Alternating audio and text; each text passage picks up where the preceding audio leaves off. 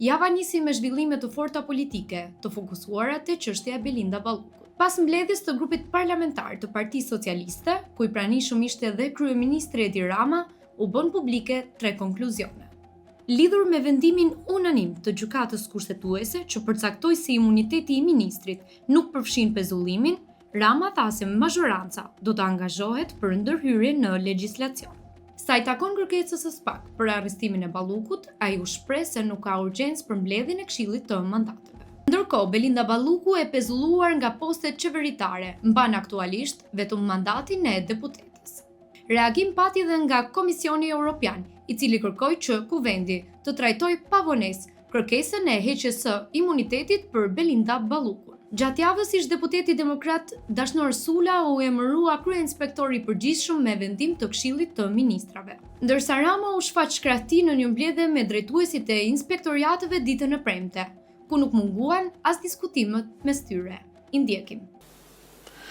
Tani duhet të them 2 fjalë për faktin që kryeinspektori vjen nga një pjesë e karrierës e cila ka qenë politike, por më parë ka qenë një protagonist në sistemin e mbarshëm të drejtësisë, ka të gjithë formimin e nevojshëm për të ndjekur këtë punë, pasi formimi juridik në këtë rast është shumë i rëndësishëm.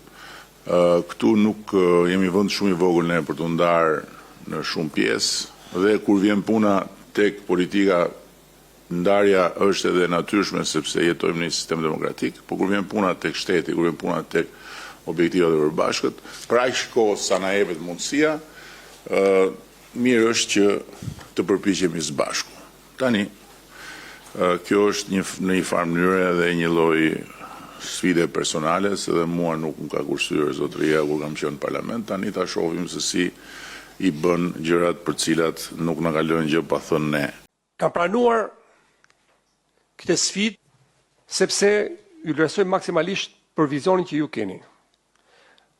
Ndoshta është e pamundur dhe pa imagjinueshme që një demokrat për 20 vitesh politik në një llogore tjetër që ju e thatë me të drejtë kritikuar, gjujtur me gur shtëpisë apo qeverisë tuaj, por diferenca qëndron në një moment të cilës shtelpsor dhe nuk kam turp ta them që aty ku unë kam kontribuar, kam dhënë për 20 vite, kam fituar gara të pamagjinueshme, gjithmonë personale, po flasim, dhe garën e fundit që deli pari dhe të hedhi në rrugë tek qeveria jote, mora kurajen, mora guximin, konkurova, dola i pari dhe vlerësohem.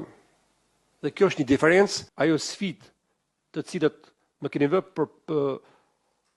përpara, do ta përmbushim bashkë me të gjithë këto burra, këto gra dhe këto burra të nderuar, dhe që do ju nderojmë në fund dhe ju garantojmë që inspektimi do të jetë model ashtu siç ju përmendet për doganat, për tatimet apo institucionet e tjera, dhe ne do të jemi në nivelin e tyre dhe për këtë ju japim pa tepruar, po flasi burr fjalën e nderit. Me 11 shkurt, Partia Demokratike zhvilloi protestën kombëtare para kryeministrisë, e cila u shoqërua me përplasje mes protestuesve dhe policisë. Momenti më i tensionuar u regjistrua menjëherë pasi kryetari i PD-s, Sali Berisha, përfundoi fjalën e tij, ku drejt godinës së qeverisë u hodhen shishe molotovi dhe fishek zjarre. Policia ndërhyri me autobot ujë për të shuar flakët dhe për të shpërndar protestuesit. Më pas, protesta u zhvendos para parlamentit, ku pati dhe incidente të tjera. Si pasojë 16 efektiv policie mbetën të lënduar, një persona u arrestuan, ku dhe 7 të mitur. Pas përfundimit të protestës, Berisha njoftoi në një konferencë për mediat se protesta radhës do të mbahet më 20 shkurt. Ndërkohë, Kuvendi i Shqipërisë miratoi unanimisht një deklaratë në mbështetje të ushtrisë çlirimtare të Kosovës dhe ish-komandantëve Hashim Thaçi, Jakub Krasniqi, Kadri Veseli dhe Recep Selimi, të cilët po gjykohen në dhomat e specializuara në Hag. Me 92 vota për, e cilësoi kërkesën për dënimin me 45 vite burg për secilin si përpjekje për shtrembërim të historisë së luftës. Komisioni i Reformës Zgjedhore vijoi punën mes PS-s dhe PD-s, duke shpallur dhe ekspertët përkatër të komision. Konkretisht, ekspertët nga Partia Socialiste do të jenë Viktor Gumi, Elena Gjina dhe Dardan Malaj. Ekspert nga Partia Demokratike do të jenë Altin Kazizaj, Muharrem Cakaj dhe Arjan Madhi, ndërsa Damian Gjiknuri gjatë mbledhjes theksoi nevojën për konsensus mes dy palëve dhe përmbushjen e detyrave të kërkuara nga Komisioni Evropian.